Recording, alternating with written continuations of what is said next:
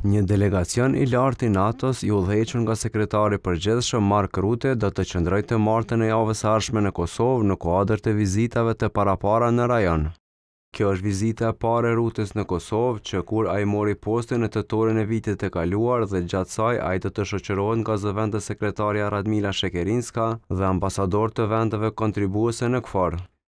Vizita është konfirmuar të premten në faqen zyrtare të NATO-s, ku përmendet edhe takimi me presidentin Vjosa Osmani dhe me kryeministrin Albin Kurti. Vizita është konfirmuar të premten në faqen zyrtare të NATO-s, ku përmendet edhe takimi me presidentin Vjosa Osmani dhe me kryeministrin Albin Kurti. Veç liderëve të institucioneve të Kosovës, Rutte I shoqëruar nga ambasadorët e vendeve anëtare të kësaj aleance, do takohet edhe me komandantin e KFOR-it Enrico Barduani, ambasadorin e BE-s Ivo Orav, shefin e ULEX-it Giovanni Barbano e shefën e UNMIK-ut Karolin Zajde. Vizitën në Kosovë Rutte pati paralajmëruar gjatë një debati që e pati në Bratislavë të Slovakisë më 20 shkurt. Me këtë rast ai përmendi Kosovën, Bosnjë-Hercegovinën dhe Serbinë si kyç për stabilitetin në rajon.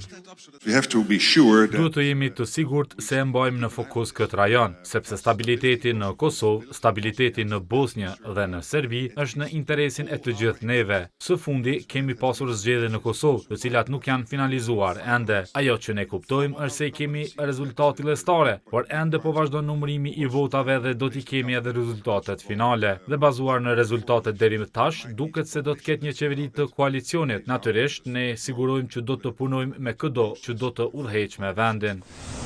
Rutte viziton rajonin në kohën kur po përmendet mundësia e largimit të ushtrisë amerikane nga Evropa. Kjo është cilësuar goditje e rëndë për stabilitetin politik dhe ushtarak të kontinentit.